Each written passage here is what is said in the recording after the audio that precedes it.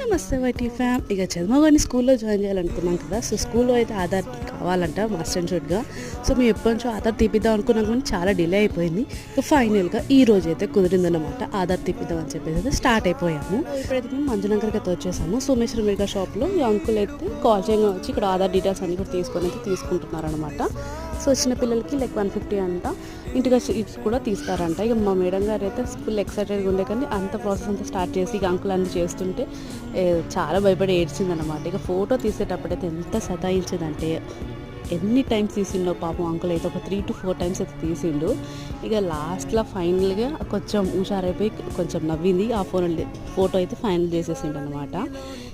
ఇక photo complete అయిపోయింది. ఇక డీటెయిల్స్ అన్నీ కూడా అయిపోయాయి. ఒక 3 daysలో ఆధార్ కార్డ్ అయితే వచ్చేస్తుందంట. ఇక ఇంటికి వచ్చేసాక మేడం కానీ షాప్కి తీసుకెళ్ళాలంటే చిప్స్ చాక్లెట్ అయితే తీసుకుంది.